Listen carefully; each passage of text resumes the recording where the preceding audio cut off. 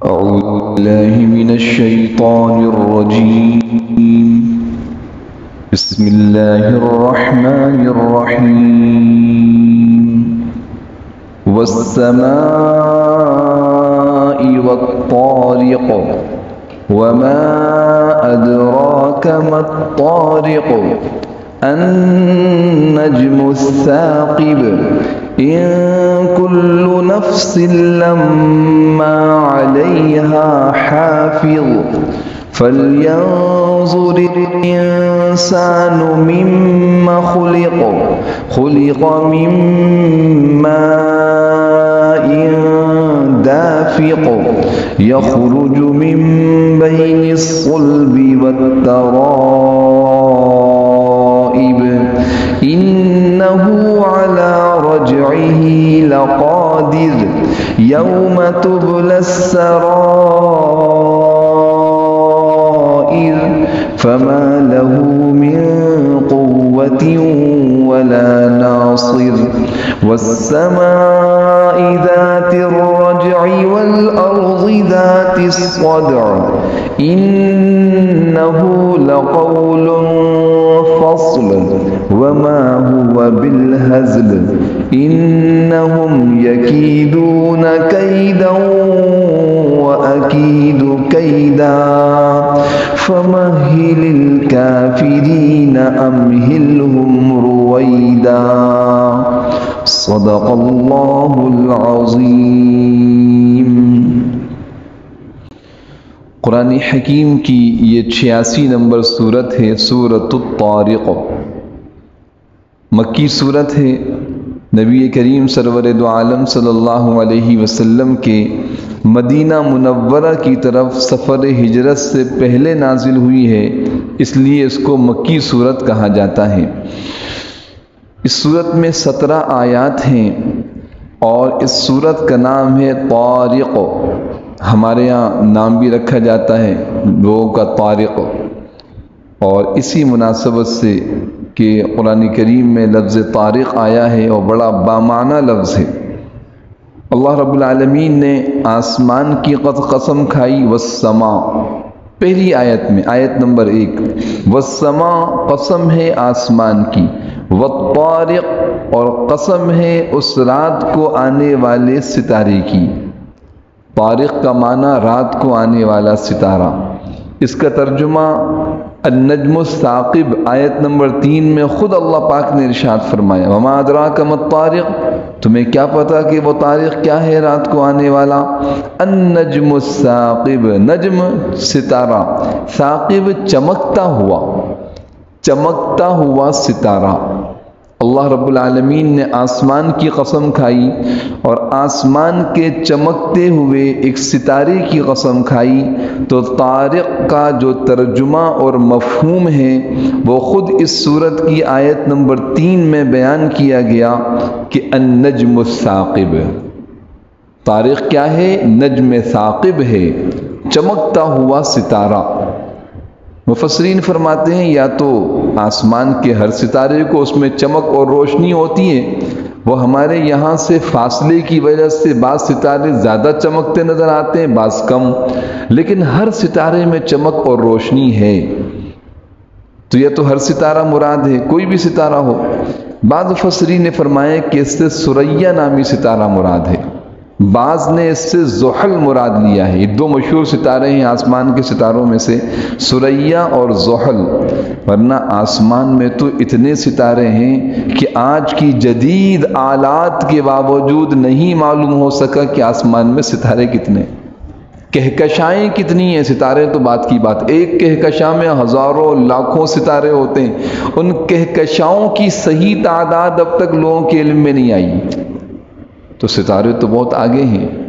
نبی کریم سرور دو عالم صلی اللہ علیہ وسلم نے ایک موقع پر ارشاد فرمایا تھا کہ میرے صحابہ ستاروں کے مانند ہیں، جو آسمان کے چمکتے ستارے جن سے راستہ معلوم کیا جاتا ہے. آپ کہیں گے آج تو جدید دور ہے، آسمان کے ستاروں کی ضرورت کیا ہے؟ جو لوگ سمندر میں سفر کرتے ہیں، سمندر کے بڑے بڑے بحری جہاز، اور آج کل ساری دنیا کی تجارت کا بڑا مدار اس کے اوپر ہے. ہمارے پاس جتنی چیزیں دنیا کی نظر آ رہی ہیں مختلف ممالک کی بنی سمندر کے راستے سے آتی ہیں، ہوائی راستے سے تو بہت مہنگی معلوم ہو، یہ آج سے نہیں، ابتدا سے۔ تو سمندر بہت بڑا ذریعہ، اس سمندر میں پہلے کشتیاں چلتی تھیں، اب جہاز چلتے ہیں بڑے بڑے، اور اتنے جدید ترین جہاز ہیں، کئی منزلہ جہاز، اور گویا پورے ایک محلے ایک علاقے کے برابر اتنا بڑا جہاز، لیکن آج بھی ان جہازوں میں جو سسٹم ریڈار لگا ہوا ہے وہ ان ستاروں کی مدد سے چلتا ہے۔ چاروں طرف سیاہ سمندر ہے، رات کے اندھیروں میں دن کے اجالوں میں کیا پتہ چلتا ہے ہمیں کہاں جانا ہے، اسی سے وہ نظام سارا معلوم ہوتا ہے۔ تو پیغمبر علیہ السلام نے ارشاد فرمایا تھا کہ میرے صحابہ ستاروں کے مانند ہیں، تم جس کی اتباع کرو گے تم ہدایت پا جاؤ گے۔ آسمان کے چمکتے ستاروں کی طرح حضور کے صحابہ۔ دوسری جگہ تعداد، فرمایا کہ جب میری امت قیامت کے دن آئے گی حوض کوثر پر تو میں ان کو وہاں سے بعض کو حضور خود پانی پلائیں گے اور بعض کا اکرام کریں گے، وہاں آ کے پانی پئیں گے۔ تو فرمایا جو حوض کوثر پر پانی پینے کے جو برتن رکھیں گے ان برتنوں کی تعداد آسمان کے ستاروں کے برابر ہے، بڑی تعداد میں لاکھوں امتی آئیں گے اور حوض کوثر سے پانی پیتے چلے جائیں گے، اور جو وہاں سے ایک مرتبہ پانی پی لے گا جنت میں جانے تک پیاس نہیں لگے گی۔ جب سورج سوا نیزے پہ ہوگا، لوگ پسینوں میں ڈوبے ہوئے ہوں گے، امت محمدیہ کا جو ایمان والا مرد ایمان والی عورت حوض کوثر سے پانی پی لیں گے جنت میں جانے تک پیاس نہیں لگے گی۔ اللہ اپنی رحمت سے اپنے فضل سے ہم سب کو نصیب۔ تو میرے محترم دوستوں، ستارہ، طارق کے معنی چمکتا ہوا ستارہ۔ اللہ پاک نے آسمان کی بھی قسم کھائی اور طارق کی قسم کھائی۔ کیوں؟ یہ بات پہلے بھی آ چکی ہے، یہ آخری سپارے کی آیات اور صورتوں کی تفسیر چل رہی ہے اور کئی مقامات پہ قسمیں آ چکی ہیں، اور یہ آپ حضرات جو الحمدللہ پابندی سے تشریف لا رہے ہیں، مستورات بھی مرد احباب بھی اچھی طرح اس بات کو سمجھ چکے ہوں گے، یہ بات آپ کے سامنے واضح ہو چکی ہوگی کہ اللہ رب العالمین جب کسی چیز کی قسم کھائیں تو کوئی بڑا مقصد ہے اس کے پیچھے، کوئی بڑی حکمت ہے، کسی عظیم بات کی طرف ہدایت اور رہنمائی مقصود ہے۔ قرآن کتاب ہدایت ہے، کوئی معمولی بات نہیں، چھوٹی بات نہیں۔ آج دنیا میں کوئی آدمی قسم کھا لے، اول تو قسم کھانے کی ضرورت ہی پیش نہیں آتی، لیکن جب کہیں ضرورت پیش آئے اور قسم کھا لے تو کہتے ہیں فلاں آدمی نے قسم کھائی ہے، پتہ ہے اتنے بڑے، اب ان کی بات میں کوئی شبہ نہیں ہے۔ تو اللہ رب العالمین نے قسم کھائی آسمان کی اور چمکتے ستارے کی، کیا وجہ ہے؟ قسم کیوں کھائی؟ ان کل نفس لما علیہا حافظ، یہ آیت نمبر 4 اس قسم کی وجہ ہے۔ قسم کی وجہ، جس کو جواب قسم یہ مفسرین کی اصطلاح ہے، ان کا انداز ہے، ایک لفظ ہے، وہ کہتے ہیں قسم جواب قسم، قسم کھانے کی وجہ۔ قسم کھانے کی وجہ کیا ہے؟ ان کل نفس لما علیہا حافظ، اس بات کو سمجھانا کہ اے میرے بندوں، جس طرح تم آسمان پہ چمکتے ستاروں کو دیکھتے ہو اور تمہیں اندازہ ہے کہ وہ چمکتا ہوا ستارہ اوپر سے گویا اگر اس کے اندر کوئی آنکھ اور دیکھنے کی صلاحیت ہو تو وہ ساری دنیا کے افراد کو دیکھ رہا ہے، نگرانی کر رہا ہے۔ وہ ستارہ گویا کہ اوپر سے چمکتا ہوا پوری کائنات کی زمین میں بسنے والی تمام چیزوں کی نگرانی کر رہا ہے۔ اسی طرح اللہ کی ذات موجود ہے جو انسانوں کو دیکھ رہی ہے ہر وقت۔ پہلی بات۔ دوسری بات، اللہ کے مقرر کردہ فرشتے ہر انسان کے ساتھ ہیں، جس طرح وہ ستارے ہیں اس طرح فرشتے ہیں جو ان کے ہر کام کو لکھ رہے ہیں، کرامن کاتبین یعلمون ما تفعلون، ہر کام کو لکھ رہے ہیں۔ میں اکثر جدید مثالیں اس لیے دیتا ہوں کہ سمجھنا آسان ہوتا، ہم تو قرآن کریم کو سمجھنے کے لیے بیٹھے، سمجھیں گے قرآن دل میں اترے گا تو انشاءاللہ اس کے نور سے ہمارا دل منور ہو جائے گا، زندگی بن جائے گی۔ میرے محترم دوستوں، ہدایت کے راستے پہ لگی، یہ قرآن راستہ دکھاتا ہے زندگی کیسے گزارنی۔ تو تو آج کل جدید یہ تو قدرتی ستارہ ہے. آج کل سیٹلائٹ چھوڑے جاتے ہیں آسمان میں، مصنوعی ستارے. بھائی جناب سیٹلائٹ کا نظام ہے، کیا کر رہا ہے؟ وہ نگرانی کر رہا ہے. جہاں وہ ستارہ چھوڑا گیا ہے وہ پورا، کیونکہ وہ مصنوعی ہوتا ہے، ایک سسٹم کے تحت ہوتا ہے، وہاں چل رہا ہوتا ہے آسمان میں، اور اس کے ذریعے سے پوری نگرانی ہو رہی ہوتی. یہ انسان، جو اللہ نے انسان کو ایک عقل دی ہے، اس عقل اور فہم سے تیار کیا ہوا ایک مصنوعی ستارہ، وہ اتنا بڑا نظام رکھتا ہے کہ وہ پورے جہاں تک اس کا دائرہ کار ہوتا ہے، اس دائرے کو وہ آبزرو یعنی نگرانی مسلسل اپنی نگاہ میں رکھا ہوا ہے. تو اللہ رب العالمین کی ذات کتنی عظیم ذات ہے. تو یہ ستارے کو بطور مثال کے قسم کھا کے سمجھایا کہ قسم آسمان کی چمکتے ستارے کی، جس طرح چمکتے ستارے آسمان پر موجود ہیں اور گویا کہ وہ یہاں کی ساری چیزوں کو اپنی نظر میں رکھے ہوئے ہیں، اس طرح اللہ کی ذات موجود ہے اور اللہ تمہارے ہر قول و فعل کو دیکھ رہے ہیں اور سن رہے ہیں. اللہ نے فرشتوں کا نظام بنایا ہے جو تمہارے ہر کام کو محفوظ کر رہا ہے. اگلی وجہ طارق ستارے کی قسم کھانے کی، بھائی یہ نظام تو لگا ہوا ہے لیکن نظر نہیں آ رہا. اللہ اکبر. تو طارق کی قسم کھائی کہ ستارے اپنے مخصوص وقت پہ نظر آتے ہیں، ہر وقت نظر نہیں آتے. ابھی ہم میں سے کوئی آدمی دیکھنا چاہے، بھائی ستاروں کو دیکھنا چاہتا ہوں، نظر آئیں گے ستارے؟ بھائی بتائیے، دن میں ستارے نظر آئیں گے؟ نہیں. ستارے کب نظر آتے ہیں؟ رات کو. ان کا ایک وقت ہے، اس وقت میں دکھائی دیں گے. تو میرے محترم دوست، لیکن ہیں کوئی یہ کہے کہ ستارے رات کو تو نظر آتے ہیں لیکن ابھی آسمان پر نہیں ہیں، یہ بات درست ہے؟ نہیں. ستارے موجود ہیں آسمان پہ، ابھی نظر نہیں آ رہے. نظر کب آئیں گے؟ اپنے وقت پہ، جو ان کا وقت مقرر ہے. رات جب سورج ڈوب جائے گا اس کا ایک وقت. کہا اسی طرح اللہ کی ذات تمہیں مسلسل دیکھ رہی ہے. اللہ کے فرشتے مسلسل کرامن کاتبین یعلمون ما تفعلون، ہر وقت ہر بات کو لکھ رہے ہیں، دیکھ رہے ہیں، محفوظ کر رہے ہیں. نامہ اعمال کے اندر محفوظ ہو رہا ہے. آج نظر نہیں آ رہا، کل یہ دکھائی دیں گے قیامت کے دن. اللہ رب العالمین کی ذات بھی دکھائی دے گی. یہ فرشتے وہ سارے نہ، ہر انسان کے ساتھ 2 فرشتے. اس وقت دنیا میں 7 ارب انسان، تو فرشتے کتنے ہو گئے؟ 14 ارب. 14 ارب فرشتے کس کام کے لیے؟ صرف اس لیے، لکھنے کے لیے، اور جو ہے اس کے علاوہ. تو کرامن کاتبین میرے محترم دوستوں وہ نظر آئیں گے. یہاں طارق کی قسم، ستارے کی قسم کھانے میں یہ بلیغ اشارہ اور نکتہ بھی ہے. اللہ رب العالمین کا کلام ہے، عظیم کلام کا اشارہ اس بات کی طرف. جس طرح ستارے ہر وقت نظر نہیں آتے، یہ کرامن کاتبین، یہ اعمال کے لکھنے کا نظام ہر وقت نظر نہیں آتا، اپنے وقت پہ نظر آئے گا. اس کا وقت قیامت کا دن ہوگا جب انسان دیکھ لے گا پورا نامہ اعمال، ایک بڑا رجسٹر سامنے کیا جائے گا. اقرأ کتابک کفا بنفسک اليوم علیک حسیبا. اپنے نامہ اعمال کو پڑھو، کافی ہے تمہارے لیے.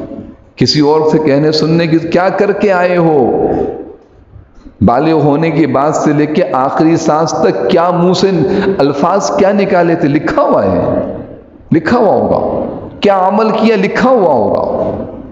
کسی نے دیکھا نہیں دیکھا، کسی نے پوچھا نہیں پوچھا، لیکن وہاں لکھا ہوا ہوگا، ایک ایک چیز لکھی ہوئی ہو. تو ان کل نفس لما علیہا حافظ، یہ ہے قسم کی وجہ. ستارے کی قسم اس لیے کھائی کہ دیکھو ہر نفس، ہر زیرو، ہر انسان ایسا ہے، اس پر ایک حافظ، ایک نگران، ایک نگہبان، ایک اس کے اعمال کا محفوظ کرنے والا مقرر ہے، مقرر ہے. اب جب یہ یقین پیدا ہو جائے تو پھر انسان، میرے محترم دوستوں، میں پھر اس مثال کو دہراؤں گا جو پہلی بھی بارہا دے چکا ہوں اور بہت آسانی سے سمجھ میں آتی ہے. یہاں چاروں طرف اس ہال میں کیمرے لگے ہوں، میری ہر بات ریکارڈ ہو رہی ہے، میری ہر نقل و حرکت نظر آ رہی ہے. اور آپ کو پتہ ہے آج کل جدید سسٹم میں سب چیزیں محفوظ بھی ہوتی ہیں، خالی وہ کیمرے دکھاتے نہیں، محفوظ بھی کرتے ہیں اپنے اندر. یہ آج کے انسانی عقل کے بالکل چھوٹی سی ایجاد ہے کیمرہ. بھلا یہ کرامن کاتبین کا مقابلہ کر سکتے ہیں؟ بھلا یہ اللہ کے اس نظام میں جو محفوظ کرنے کا نظام ہے کوئی نہیں. لیکن یہ کیمرے بتاتے ہیں جب اس کو دیکھا جائے ایک ہفتہ پہلے کیا کیا تھا، بالکل وہی نقل و حرکت سامنے آ جاتی. یہ کیا تھا آپ نے ایک ہفتے پہلے. جب انسان کو اس کا یقین ہو جاتا ہے، کتنی مرتبہ میرا اور آپ کا مشاہدہ ہے عملی کہ ہم کوئی کام کرنے، ابھی یہ ایسا کرو، یہ کام اس طرح کرو، نہیں بھائی نہیں، مانیٹرنگ ہو رہی ہے، کیمرہ لگا ہوا ہے، ہر چیز دیکھی جا رہی ہے. ذرا سا کچھ کیا، پرانا ریکارڈ نکال کے سامنے پیش کیا، آپ نے تو یہ کیا تھا. کیسے انسان محتاط ہو جاتا ہے. بس اسی کا یقین قرآن دلانا چاہتا ہے. ان کل نفس لما علیہ حافظ، تم پر ایک نگران اور نگہبان مقرر ہے جو تمہاری ہر چیز کو لکھ رہا ہے، اور کل تمہارے سامنے وہ رکھا جائے گا اور اس کے مطابق جزا و سزا کا نظام ہوگا. جب یہ بات سامنے آئی تو شیطان نے انسان کے نفس میں، دل میں یہ بات ڈالی کہ بھائی یہ کون سی دنیا کی باتیں کر رہے ہیں، پتہ نہیں. انسان مر گیا، ختم ہو گیا، مٹی میں مل گیا، ختم. آپ خبر کھود کے دیکھیں کوئی نظر آتا ہے؟ کوئی نہیں ہے. یہ سب افسانے ہیں، گھڑی ہوئی باتیں ہیں، کوئی یقینی بات نہیں. یہ ہے دنیا کی زندگی، کھاؤ پیو مزے کر لو. یہ کہاں کس دھوکے میں انسان کو ڈال دیا. اللہ رب العالمین نے اب انسان کی فطرت کو، پیدائش کو بیان کیا آیت نمبر 5 سے. تم سمجھتے ہو تم مر کے مٹی ہو جاؤ گے؟ تم ذرا پہلے اپنی حقیقت کو دیکھو. ایک قطرے سے ہم نے تمہیں پیدا کیا، بہترین انسان بنایا. وہ قطرہ کہاں سے نکلتا تھا؟ یخرج من بین الصلب والترائب. انسان کے ماں باپ کے جسم سے قطرہ نکلا. ایک قطرہ جس پہ کوئی نہ ناک ہے، نہ آنکھ ہے، نہ دل دماغ ہے، نہ ہاتھ پاؤں، کچھ بھی نہیں ہے، بلکہ وہ تو ناپاک قطرہ ہے. جسم پہ لگ جائے جسم ناپاک، جسم سے نکل جائے جسم ناپاک، کپڑے پہ لگ جائے کپڑا ناپاک، جگہ پہ لگے جگہ ناپاک، کوئی حیثیت نہیں اس کی. ایسی خوبصورت شکل دی، اور اس کے بعد جب تمہیں اس قطرے سے یہ خوبصورت شکل دے دی، وہ تو بہت مشکل کام تھا. اب اس جسم کو دینے کے بعد دوبارہ اس جسم کو بنانا اس کے لیے کیا مشکل ہے. قطرے سے انسان بنانا مشکل تھا، انسان سے انسان کو دوبارہ وجود دینا کوئی مشکل نہیں. اس بات کو یہاں ثابت کیا. یخرج من بین الصلب والترائب انہ علی رجعہ لقادر. وہ ذات تمہیں دوبارہ پیدا کرنے پر پوری قدرت رکھتی ہے. تمہارا سارا ریکارڈ سامنے لایا جائے گا. دوبارہ اس مضمون کو لے کے آ رہے یوم تبلی السرائر، یوم تبلی السرائر. تم کیا سمجھتے ہو دوبارہ پیدا کیے جاؤ گے؟ ایسے نہیں، پورا ریکارڈ سامنے آئے گا جو محفوظ ہوا تھا تمہاری 40 سال کی زندگی میں، 50 سال کی زندگی میں، سارا ہمارے پاس. یوم، اس دن، تبلا، آزمایا جائے گا، جانچا جائے گا، السرائر، پوشیدہ باتوں کو. دلوں میں کیا چھپایا، چھپ کے کیا کیا، کوئی کسی نے نہیں دیکھا، یا زور زبردستی سے چھپا لیے. آج کیا کرتے ہیں؟ ثبوت مٹا دیتے ہیں، گواہوں کو ڈراتے دھمکاتے ہیں، عدالت میں بچنے کی کوشش کرتے ہیں. یہ اللہ کی عدالت ہے. یوم تبلی السرائر. بڑا زور دکھاتے تھے دنیا کے اندر کہ ہم یہ کر دیں گے، اور ظلم ڈھاتے تھے، اور اس ظلم پر کوئی گواہ ہوتا تھا اسے دباتے تھے، اسے مار گواہوں کو مار ڈالتے ہیں.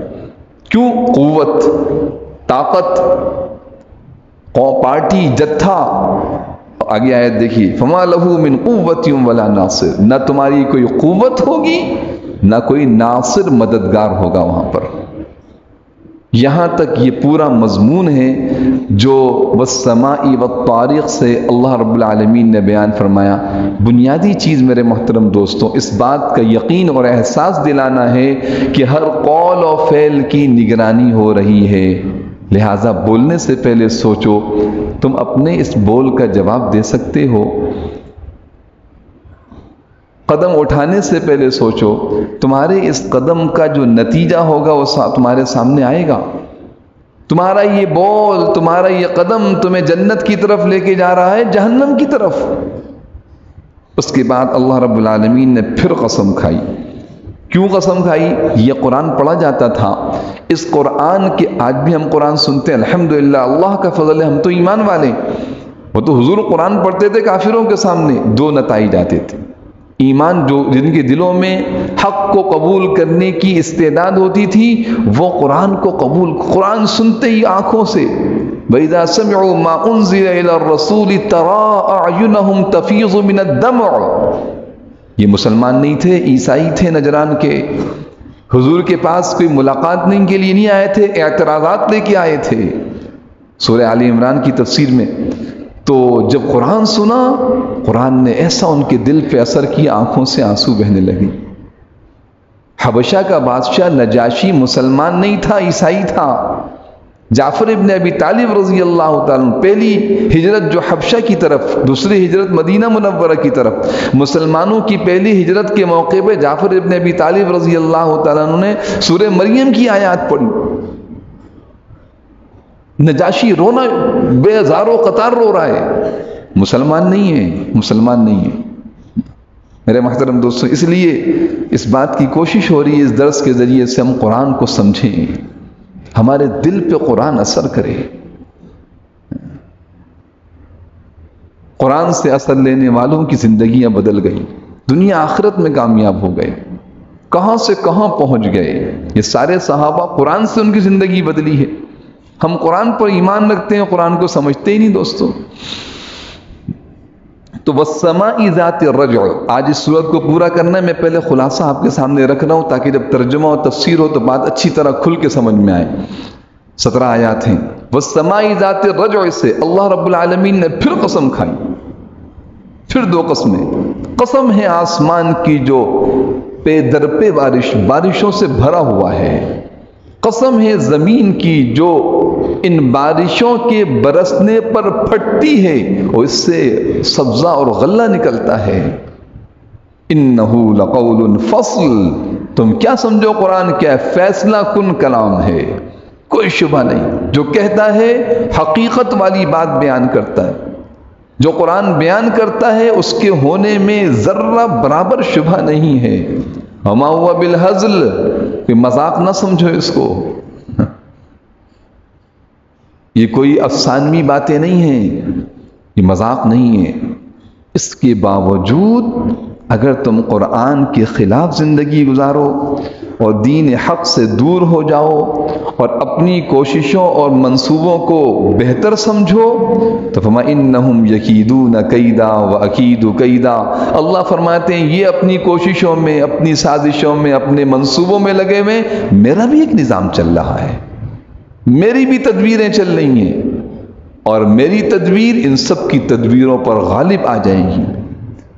حضور اکرم صلی اللہ علیہ وسلم، حضرات صحابہ کرام، مکی دور ہے، اتنی تکلیفیں، اتنی قربانیاں، بعض اوقات صحابہ کی زبان سے نہیں، اے اللہ کے رسول ہم حق پہ نہیں ہیں. تو صحابہ اور آپ صلی اللہ علیہ وسلم بعض اوقات 13 سال کا عرصہ تھا، یہ دل میں آتا تھا کہ ان پر اللہ کا عذاب نازل ہو جائے. یہ آخری آیت نمبر 17، فَمَهِّلِ الْكَافِرِينَ أَمْهِلْهُمْ رُوَيْدًا، آپ کافروں کو ابھی چھوڑ دیجئے، ان کو ہم نے مہلت دی ہے، جب ہماری پکڑ آئے گی تو ان کو کوئی بچا نہیں سکے گا. یہ سورہ طارق ہے جس کا خلاصہ میں نے آپ کے سامنے عرض کیا ہے. اب میرے محترم دوستوں، آیت آیت کر کے اس کے ترجمے اور تفسیر کو دیکھیے. اللہ رب العالمین کا کلام ہے. اللہ فرماتے ہیں وَالسَّمَاءِ وَالطَّارِقِ.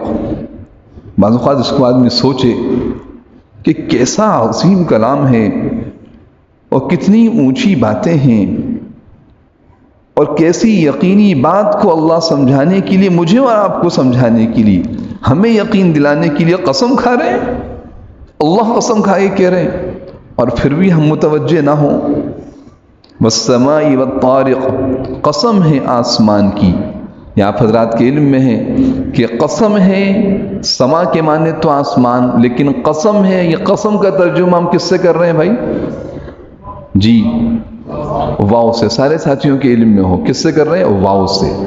ورنہ تو آتا ہے اقسم، لفظ اقسم بھی آتا ہے، لا اقسم بیوم القیامہ، لا اقسم بہذا البلد. کئی جگہ قرآن کے فلا اقسم بمواقع النجوم، فلا اقسم بمواقع النجوم. اللہ پاک نے قرآن کریم میں اقسم کا لفظ بھی استعمال کیا. اور کہیں لفظ واو، جیسے کہتے ہیں واللہ، عرب سے سنا ہوگا واللہ، کیا مطلب؟ اللہ کی قسم. یہ واو قسم کے لیے، لفظ اللہ، واللہ اللہ کی قسم. والسمائی آسمان کی قسم، والسمائی قسم ہے آسمان کی. اللہ فرماتے ہیں میں آسمان کی قسم کھاتا ہوں. والطارق، اور رات کو آنے والی کی قسم۔ طارق کا لفظی ترجمہ رات کو آنے والا، مفہوم النجم الثاقب ہے۔ اب سوال پیدا ہوا طارق کیا ہے؟ رات کو آنے والی چیز۔ وما ادراک ما الطارق، تمہیں کیا پتا وہ رات کو آنے والا کیا ہے؟ کیا ہے وہ؟ النجم الثاقب۔ یہ عرض کیا تھا وما ادراک ما الطارق سوالیہ انداز سے کیوں پوچھا جا رہا ہے؟ تاکہ یقین پیدا ہو کہ آپ کو پتہ ہے وہ کیا چیز ہے۔ متوجہ ہوا آدمی، جستجو پیدا ہوئی ہے کیا چیز، وہ اندر جستجو پیدا ہوئی کہ النجم الثاقب، نجم ستارہ، ثاقب چمکتا ہوا، وہ طارق کیا ہے؟ چمکتا ہوا ستارہ۔ بھائی اتنی تاکید کے ساتھ ستارے کی قسم کیوں کھا رہے ہیں؟ ستارہ مقصود نہیں ہے، بلکہ ستارے سے جو مقصود ہے وہ اعمال کی نگرانی کرنے کا جو نظام ہے اس کو بیان کرنا چاہتے ہیں، اور اس کو آیت نمبر 4 میں فرمایا ان کل نفس لما علیہا حافظ۔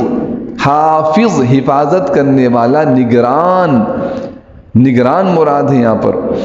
ان کلو نہیں، ان کلو نفس، کوئی نفس ایسا نہیں ہے کہ لما کہ نہ ہو علیہا اس پر حافظ کوئی نگرانی کرنے والا، یعنی کوئی انسان، میں نے اس لیے مثال کے طور پہ کہا 7 ارب انسان ہیں تو ایک انسان بھی ایسا نہیں ہے، 14 ارب فرشتے ہیں ان کے اوپر نگرانی کرنے والے۔ حافظ کے 2 معنی لیے ہیں، دوسرا معنی بھی عرض کرتا ہوں تاکہ مزید اللہ کا کلام ہمارے سامنے کھلے۔ حافظ کے ایک معنی نگران، لکھنے والا، اعمال کو محفوظ کرنے والا، کرامن کاتبین جس کو ہم کہتے ہیں، جو دوسری آیت سے معلوم ہوا۔ حافظ کے ایک معنی مفسرین نے یہ بھی بیان کیے حفاظت کرنے والا، حفاظت کرنے والا۔ بعض احادیث سے معلوم ہوتا ہے 6-7 فرشتے ہر وقت انسان کے ساتھ اس کی حفاظت کرتے ہیں، ہر انسان کے ساتھ، یہ مسلمان کا معاملہ نہیں، جو نظر نہ آنے والی موذی مخلوقات سے انسان کو بچاتے ہیں۔ لہو معقبات من بین یدیہ ومن خلفہ یحفظونہ من امر اللہ، یہ سورہ رعد کی آیت ہے، وہاں سے معلوم ہوتا ہے لہو معقبات من بین یدیہ ومن خلفہ، آگے پیچھے ہر طرف فرشتے ہیں، یحفظونہ جو انسان کی حفاظت کرتے ہیں۔ تو فرشتہ نگرانی کرنے والا۔ اب یہاں یقین دلایا کہ تمہارا ہر عمل محفوظ ہو رہا ہے۔ میرے محترم دوستوں، جب پتہ لگ جائے کہ اس ایریے میں کیمرہ لگا ہوا ہے تو ہر انسان اپنی بات کو بھی خوب سنبھال کے کرتا ہے اور کام بھی وہ کرتا ہے جو اس قانون اور ضابطے کے مطابق ہوں، کہ پکڑ میں نہ آ جاؤں، گرفت میں نہ آ جاؤں۔ تو یقین دلائے ان کل نفس لما علیہا حافظ، طارق کی قسم کھائی اس لیے تھی تاکہ یہ پتہ چلے جس طرح آسمان پہ ستارے ہیں اس طرح ہر انسان پر نگران ہے، جو انسان کے ہر عمل کو محفوظ کر رہا ہے۔ شیطان اور نفس نے دل میں ڈالا کہ میاں اگر محفوظ بھی ہو گئے تو کیا ہو گیا، مر گئے، ختم، چھٹی، دنیا سے چلے جائیں گے، مر کے مٹی ہو جائیں گے، بات ختم ہو گئی، اب کیا ان اعمال کا کیا جزا و سزا؟ کہا نہیں، ایسا نہیں ہے، ذرا دیکھو تو صحیح۔ اچھا، ایک دم آخرت کی یقین کو نہیں بیان کیا، بلکہ انسان کی ابتدا سے اللہ پاک چلے گا۔ فَلْيَنْظُرِ الْإِنسَانُ مِمَّا خُلِقَ، آیت نمبر 5 دیکھیے۔ فَلْيَنْظُرْ چاہیے کہ اب انسان کو یہ دیکھنا چاہیے، میں ترجمہ کر رہا ہوں، آسان ترجمہ قرآن، حضرت شیخ الاسلام مفتی تقی عثمانی صاحب دامت برکاتہم نے ترجمہ یہ کیا اس آیت کا کہ اب انسان کو یہ دیکھنا چاہیے اسے کس چیز سے پیدا کیا گیا ہے۔ تم کہتے ہو ہم مر کے ختم ہو جائیں گے، پہلے یہ دیکھو پیدا کیسے ہوئے۔ فَلْيَنْظُرْ چاہیے کہ دیکھے، کون دیکھے؟ الانسان، انسان، لفظی ترجمہ کر رہا ہوں، چاہیے کہ انسان دیکھے، مما کس چیز سے، مما کس چیز سے، خلقا پیدا کیا گیا، دیکھنا چاہیے انسان کو کس چیز سے پیدا ہے۔ تم کہتے ہو ختم ہو جائے، پہلے دیکھو تو تمہارا بنیادی جو قوام ہے، ڈھانچہ ہے، مٹیریل ہے، وہ کیا ہے؟ کہ خلقا، آیت نمبر 6، خلقا پیدا کیا گیا، مما ان پانی سے، دافقن اچھلتے ہوئے، اسے ایک اچھلتے ہوئے پانی سے پیدا کیا گیا ہے۔ خلقہ پیدا کیا گیا، مما پانی سے، مراد مادہ منویہ، دافق اچھلتا ہوا، جس کی کیفیت بیان کی گئی، یعنی اتنا حقیر مہین معمولی پانی جس کے اندر کہیں انسان کی کوئی صورت و شکل ہی نظر نہیں آتی۔ کیسے کوئی کہہ سکتا ہے اس قطرے کو دیکھ کے کہ اس کے اندر انسان ہے؟ کوئی نہیں، لیکن پیدا اسی سے کیا گیا۔ اللہ پاک فرما رہے ہیں اچھا یہ آیا کہاں سے؟ یخرج من بین الصلب والترائب، آیت نمبر 7 اللہ پاک فرماتے ہیں جو پیٹھ اور سینے کی ہڈیوں کے درمیان سے نکلتا ہے۔ وہ پانی کہاں سے آتا ہے؟ یخرج، وہ نکلتا ہے، من بین الصلب، بین مانے درمیان، من بین الصلب، صلب کہتے ہیں پیٹھ کو، صلبی اولاد، خاندان، اصل جو اولاد ہوتی ہے، پشت، پیٹھ، صلب، والترائب اور سینہ، یہ بنیادی انسان کے جسم کا مرکزی مقام ہے جہاں انسان کا مادہ منویہ تیار ہو کے یعنی گویا کہ محفوظ ہوتا ہے، اور یہاں سے پھر اگلے مقام کی طرف نکلتا ہے اور نظام بنتا ہے، انسان وجود میں آتا ہے۔ تو یخرج جو نکلتا ہے، من بین الصلب والترائب، پیٹھ اور سینے کی ہڈیوں سے کے درمیان سے، پیٹھ اور سینے کے درمیان۔ ہڈیوں کا ترجمہ اس لیے کیا کہ اصل وہ پورا نظام ہے جو ہڈیوں کے گودے سے نکلتا ہوا پھر اپنے مقام سے نکلتا ہے اور انسان وجود میں آتا ہے۔ بتانے کا ان دو آیات کا مقصد صرف اتنا ہے کہ انسان اگر تمہارے دل میں یہ بات آ رہی ہے کہ تم دوبارہ پیدا نہیں کیے جاؤ گے، جب مٹی میں مل کے ختم ہو گئے تو تمہارا وجود کیسے ہوگا؟ تم اپنے وجود کی ابتدا پہ دیکھو، تمہارا تو جسم بھی نہیں تھا، تم تو ایک قطرہ تھے صرف، اس قطرے سے جب وجود دے دیا تو وجود کو دوبارہ وجود دینا کیا مشکل ہے؟ بس یہ ہے اس بات، اس کو ثابت کرنا چاہتے ہیں۔ آگے پھر فرمایا انہو علی رجعہ لقادر، کیونکہ دیکھیے جب حضور اکرم صلی اللہ علیہ وسلم نے حق کی دعوت کو پیش کیا اور کہا دیکھو کفر سے بچو، شرک سے بچو، ظلم سے بچو، حرام کاموں سے بچو، اللہ کی نافرمانی سے، اللہ تمہیں دیکھ رہا ہے، یہاں تک بات ہوئی۔ پھر کہا دیکھو اگر تم اللہ کی نافرمانی سے نہیں بچو گے کل تمہیں اللہ عذاب دیں گے، اللہ کی گرفت میں آؤ گے، یہ جہنم، یہ اس کے عذابات، یہ قبر، یہ اس کے عذابات۔ تو کیا ہوا؟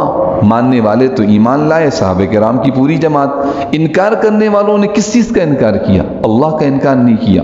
یاد رکھیے اللہ کا انکار کرنے والے مخصوص لوگوں کو دہریہ کہا جاتا ہے۔ مشرکین مکہ اللہ کا انکار نہیں، اللہ کے ساتھ شریک ٹھہراتے تھے، انکار نہیں کیا، بلکہ کس چیز کا انکار کیا؟ قیامت کا، کہ اذا متنا وکننا ترابا وعظاما، جب ہم اذا متنا، جب ہم مر جائیں گے، وکننا ترابا، مٹی ہو جائیں گے، وعظاما، ہماری ہڈیاں بوسیدہ ہو جائیں گی، اینا لمبعوثون، پھر دوبارہ اٹھائے جائیں گے۔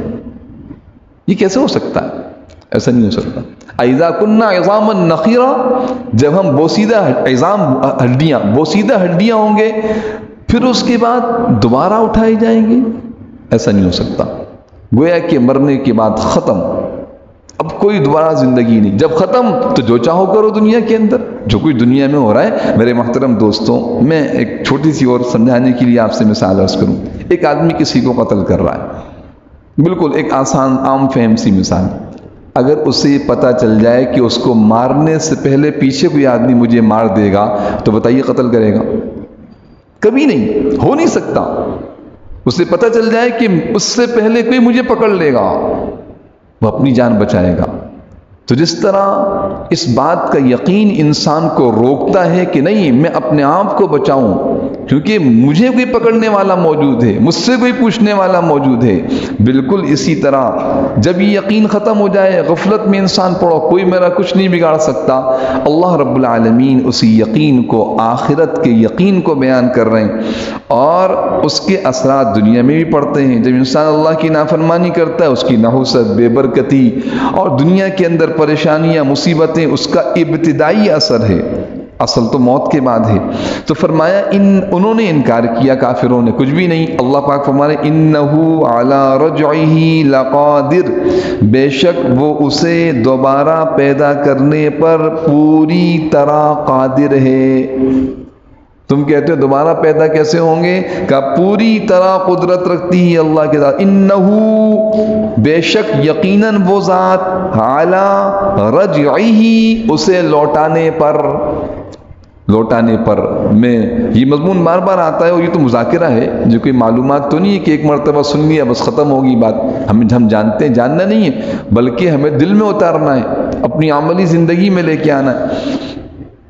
سورہ قیامہ میں اللہ پاک نے فرمایا تم کہتے ہو تمہیں لوٹائیں گے، ہم تمہارے اس جسم کو دوبارہ بنائیں گے، اسی طرح جسم بالکل، اور اسی طرح سارے اعضاء، یہاں تک کہ تمہارے ہاتھوں کی جو انگلیاں ہیں، انگلیوں کے جو پورے ہیں اور پوروں میں جو نشانات ہیں، یہ نشانات بھی دوبارہ اسی طرح ہم دوبارہ بنا کے لائیں گے. حالانکہ انگلیاں مٹی میں ختم ہو جائیں گی، بالکل بہت سیدھا، کوئی اس کا نام و نشان نہیں ہوگا، لیکن جب حکم ہوگا تو یہ ساری چیزیں دوبارہ وجود میں آئیں گی. بلا قادرین علی ان نسوی بنانا، لا اقسم بیوم القیامہ ولا اقسم بالنفس اللوامہ ایحسب الانسان ان لن نجمع عظاما، کہ انسان یہ سمجھتا ہے کہ اس کی ہڈیوں کو ہم جمع نہیں کر سکیں گے. بلا قادرین انہو علی رجعہ لقادر، بلا قادرین بلکہ ہم تو اس بات پہ قادر ہیں، علی ان نسوی بنانہ کہ اس کی انگلی کے پوروں کو دوبارہ اسی طرح بنا دیں گے. تو فرمایا انہو علی رجعہ لقادر، بے شک وہ اسے دوبارہ پیدا کرنے پر پوری طرح قدرت رکھتا ہے. لہذا اب تم یہ نہ سمجھنا کہ جو کچھ دنیا میں ہوا ختم، سب محفوظ، اور دوبارہ تمہیں جب وجود دیا جائے گا سب تمہارے سامنے آئے گا. کیسے سامنے آئے گا؟ آیت نمبر 9، یوم تبلی السرائر، جس دن تمام پوشیدہ باتوں کی جانچ ہوگی. یوم جس دن، تبلا جانچا جائے گا، بلا آزمائش، امتحان، پرکھنا، پرکھا جائے گا. کس کو؟ سرائر جمع سریرتن کی، سریرہ پوشیدہ چیزیں جو ظاہر ہیں وہ تو نظر آ رہی ہیں، پوشیدہ کہاں ہیں؟ محفوظ ہیں ہمارے پاس، ریکارڈ کے اندر ہیں، اس کا ریکارڈ موجود ہے. اور ریکارڈ ایک دو نہیں، کئی ریکارڈ ہیں اس کے، کئی اس کی مختلف جگہوں پر اس کا ریکارڈ موجود ہے. ورز کرتا رہتا ہوں کون کون سی جگہوں پر. ایک تو کرامن کاتبین کے نام ہے، وہ صحیفے کے اندر ریکارڈ ہے. ایک ان کو خود بھی پتا ہے کیونکہ ہر وقت ہمارے ساتھ رہتے ہیں، یہ فرشتے کل قیامت کے دن بطور گواہ کے پیش کیے جائیں گے. تیسرے نمبر پہ زمین، آسمان، خلا، فضا، جہاں جو عمل کیا جاتا ہے وہاں محفوظ ہو رہا ہے. یومئذ تحدث اخبارہا، اس دن انسان کی زمین اپنی خبریں سنائے گی، یہاں کیا ہوا تھا. نیک اعمال کو بھی بیان کرے گی، گناہوں، یہاں قتل ہوا تھا، سارے نشان مٹا دیے، زمین بتائے گی یہاں قتل ہوا تھا، یہاں اللہ کی نافرمانی، یہاں نیک اعمال ہوئے تھے. اس لیے کہتے ہیں بدل بدل کی ہم زمین کی مختلف خطوں پہ نمازیں پڑھیں تاکہ زمین کا وہ سارا خطہ گواہی دے یہاں نماز پڑھی تھی، اللہ کے بندے نے یہاں نماز پڑھی تھی. ہمارے مشائخ فرماتے ہیں سفر کرو، قرآن کی تلاوت، اللہ کا ذکر، تاکہ یہ سارے درخت، یہ سارے پتھر، یہ سارے پہاڑ، یہ ساری دریا گواہی دیں کہ یہاں سے اللہ کا ذکر کیا گیا تھا. تو یہ زمین گواہی دے گی. نمبر 4، انسان کے اپنے اعضاء گواہی دیں گے. ہاتھ بولیں گے، آنکھیں بولیں گی، کان بولیں گے کیا سنا تھا ان سے. قرآن کی کئی جگہ الیوم نختم علی افواہہم، منہ پہ مہر لگا دیں گے. آنکھیں بولیں گی، ہاتھ بولیں گے، پاؤں بولیں گے، ران بولے گی، جسم کا ایک ایک عضو بولے گا کیا کیا تھا اس سے. اور اس سے بڑھ کر سورہ حامیم سجدہ 24واں سپارہ، کھال بولے گی، کھال. اب بتائیے جسم میں کون سا حصہ ہے جہاں کھال نہ ہو؟ یہ کھال بولے گی. وقالوا لجلودہم، جلود کھال، یہ بول جلد کھال بولے گی. لما شہدتم علینا، بھئی تم ہمارے خلاف گواہی دے رہے ہو. انسان بولے گا تمہارے لیے تو سارے گناہ کیے تھے.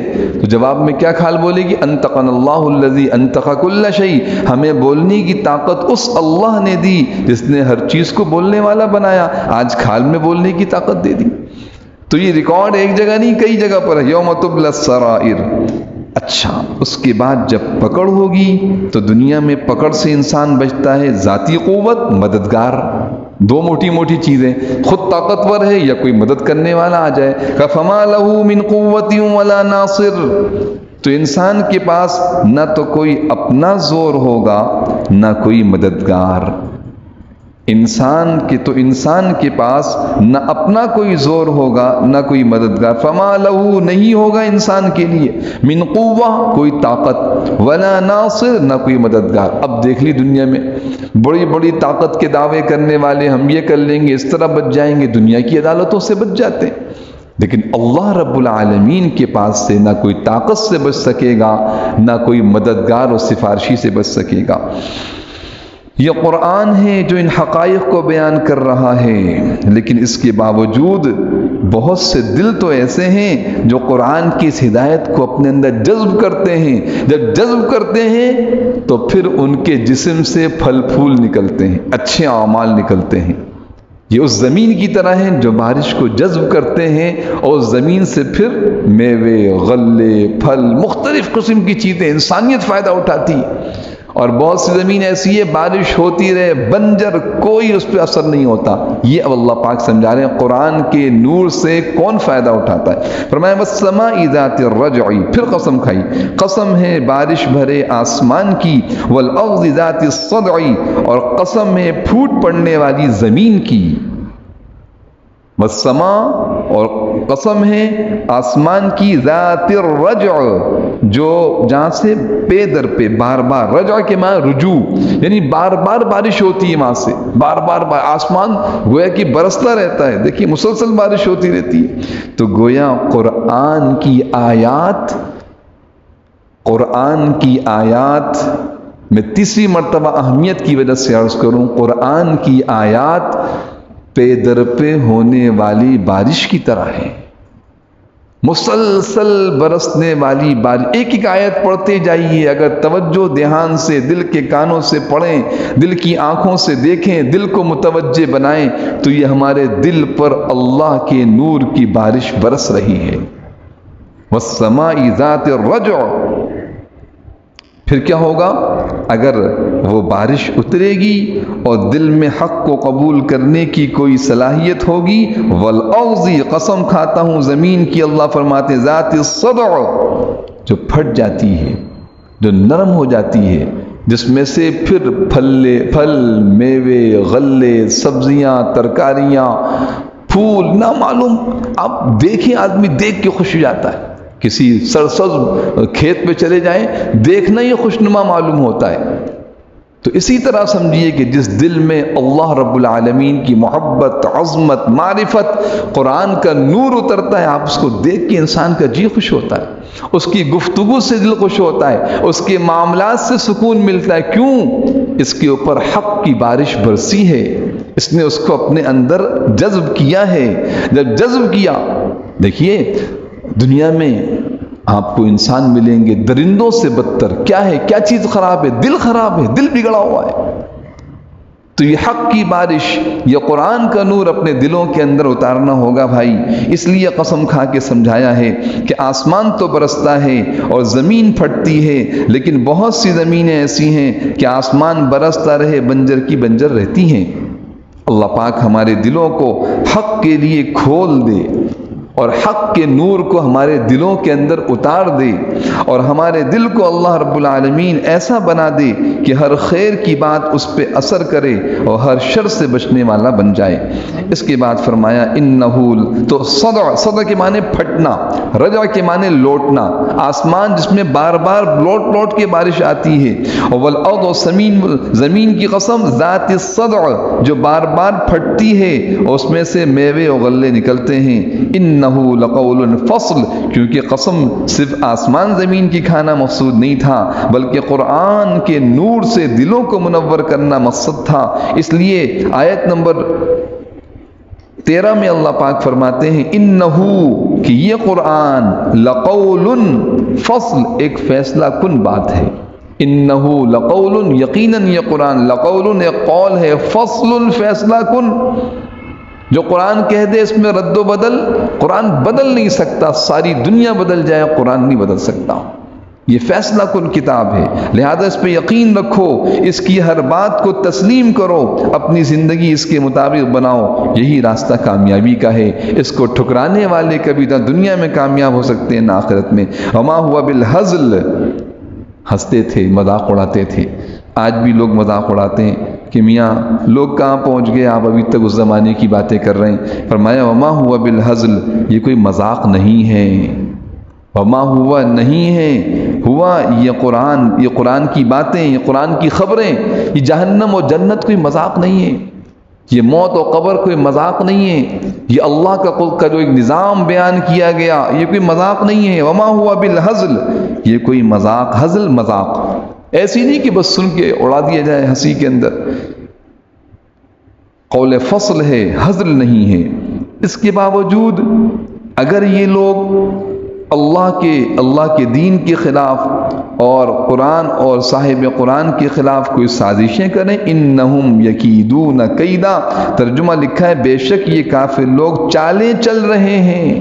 اب دیکھیں جب سے قرآن نازل ہوا اس وقت سے جو اہل باطل ہیں، اہل کفر ہیں، دین کے مخالف ہیں، یہ منصوبے کر رہے ہیں کس طرح قرآن کو مٹا دیں، کس طرح ایمان والوں کو نقصان پہنچائیں، یہ اپنا ایک سسٹم چل رہا ہے۔ اب کہتے ہیں پوری دنیا کے 100 سال کی پلاننگیں بنا رہے ہیں۔ ہم بھی پریشان ہو جاتے ہیں بعض اوقات کہ کافر تو ایسی بڑی بڑی پلاننگیں بنا رہے ہیں، ایسے منصوبے، ان کے ایسے تھنک ٹینک ہیں جو ایسی 100 سال کی منصوبہ بندی ہے۔ آپ یقین جائیے، ہم قرآن کو سمجھیں، ایمان کو مضبوط کریں، اعمال صالحہ اختیار کریں، حضور اکرم صلی اللہ علیہ وسلم صحابہ کی زندگی کو اپنائیں، ساری دنیا کا باطل ہمارا کچھ نہیں بگاڑ سکتا۔ کیوں نہیں بگاڑ سکتا؟ وجہ دیکھیے، انہم یکیدون کیدا، بے شک یہ کافر لوگ چالیں چل رہے ہیں، وَأَكِيدُ كَيْدًا، اور میں بھی اپنی چال چل رہا ہوں۔ اللہ فرماتے میری بھی تدبیریں چل رہی ہیں، وہ زمین پہ تدبیر بنا رہے ہیں، میرا نظام آسمان پہ تیار ہو رہا ہے۔ چھوٹی سی مثال سمجھانے کے لیے عرض کر رہا ہوں، خوب منصوبے بنائے گئے، اعلان کیا گیا، حضور اکرم صلی اللہ علیہ وسلم کو 100 افراد تلواریں لے کے کھڑے ہو گئے، نکلیں گے اور ایک لمحے ایک ساتھ حملہ کریں، کس سے قریش والے بدلہ لیں گے؟ وہ ان کے منصوبے چل رہے ہیں۔ آپ صلی اللہ علیہ وسلم نکلے باہر، ہجرت کی رات نکلے باہر، مٹی اٹھائی، شاہت الوجوہ، مٹی یوں پھینکی، اور یہ آیت تلاوت کرتے ہیں، یاسین والقرآن الحکیم انک لمن المرسلین علی صراط مستقیم، یہ آیتیں پڑھتے جا رہے ہیں۔ آگے وجعلنا من بین ایدیہم سدا ومن خلفہم سدا فاغشیناہم فہم لا یبصرون، ان کی آنکھوں کے سامنے سے نکل گئے جو قتل کے لیے کھڑے ہوئے تھے۔ انہوں نے منصوبے بنائے، اللہ کا نظام چلا۔ اگلا نظام دیکھیے، ابو بکر رضی اللہ گھر گئے، وہاں سے حضرت ابو بکر کو لیا، چلتے چلتے طریق و ہجرہ آج موجود ہے، وہاں سے چلتے جانا تھا مدینہ منورہ، رخ اختیار کیا مکہ سے دوسرے جانب، غار ثور میں پہنچ گئے، اندر موجود ہیں، غار صاف کر کے حضور علیہ السلام حضرت ابو بکر موجود ہیں، یہ تلاش کرتے کرتے پہنچ گئے، اے اللہ کے رسول اگر زمین کی طرف اپنے پاؤں کی طرف دیکھیں تو ہمیں دیکھ لیں گے، کہ اگر اپنے پاؤں کی طرف دیکھیں تو ہم نظر آ جائیں گے، ہم تو پکڑے گئے مارے کا، غم نہ کرو اللہ ہمارے ساتھ ہے۔ یہ ان کی تدبیریں ہیں، یہ اللہ کا نظام ہے۔ اللہ نے ان کے دل میں احساس ہی نہ ہوا کہ ہم دیکھ لیں، بھائی تو کس غار میں کون آ سکتا ہے، جالا لگا ہوا ہے، کبوتر کے انڈے پڑے ہوئے ہیں، یہاں تو کوئی آ ہی نہیں سکتا، آگے چلے گئے۔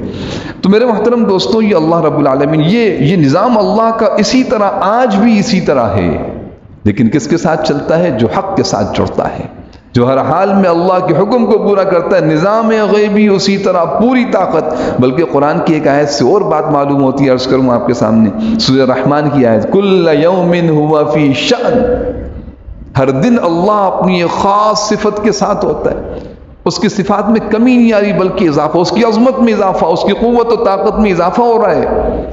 لہذا یہ نہ سوچیں کہ اس وقت حضور علیہ السلام اور صحابہ کے ساتھ مدد تھی، آج بھی اللہ کی مدد و نصرت ایمان والوں کے ساتھ ہے۔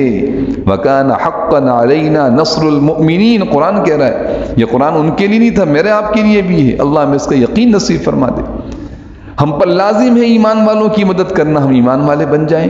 تو کیا فرمایا؟ اِنَّهُمْ يَكِيدُونَ كَيْدًا، وہ چالیں چل رہے ہیں، وَأَكِيدُ كَيْدًا، میرے بھی منصوبے چل رہے ہیں۔ اب جو مہلت دی جا رہی ہے کافروں کو، یہ تھوڑی دنیا کے اندر ڈھیل دے رہے ہیں، فَمَهِّلِ الْكَافِرِينَ أَمْهِلْهُمْ رُوَيْدًا، لہٰذا اے پیغمبر تم ان کافروں کو ڈھیل دو، انہیں تھوڑے دنوں اپنے حال پہ چھوڑ دو۔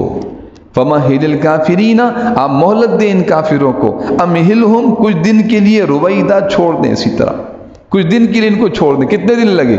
7-8 سال مزید لگے. فتح مکہ ہوا اور فتح مبین.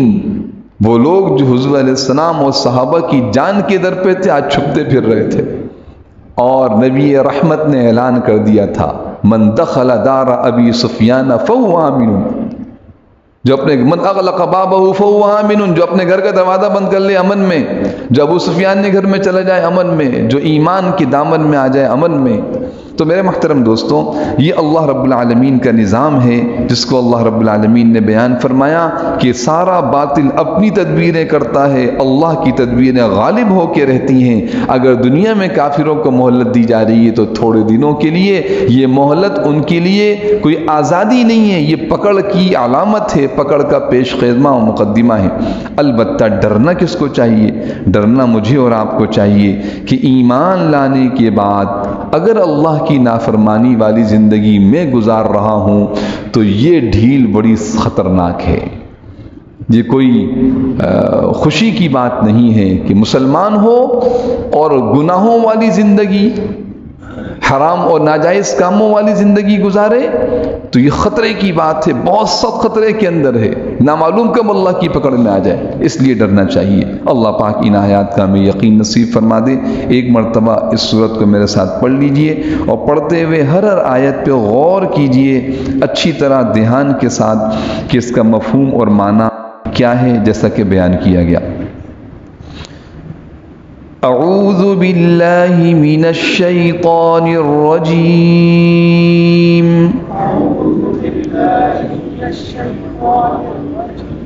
بسم اللہ الرحمن الرحیم.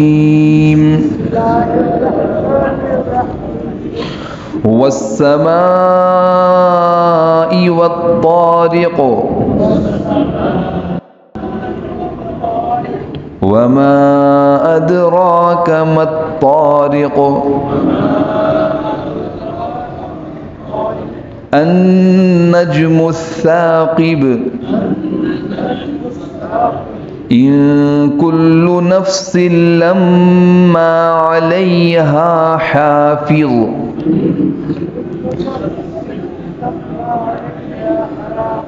فلينظر الإنسان مما خلق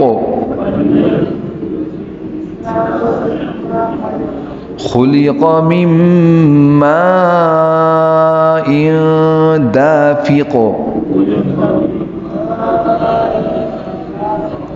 يخرج من بين الصلب والترائب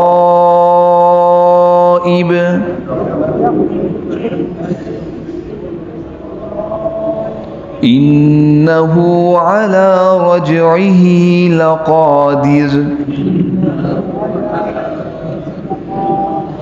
يوم تبلى السرائر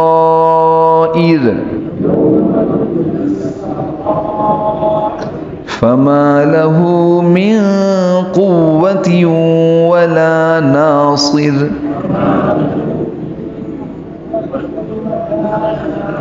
والسماء ذات الرجع والأرض ذات الصدع إنه لقول فصل وما هو بالهزل إنهم يكيدون كيدا وأكيد كيدا فمهل الكافرين أمهلهم رويدا.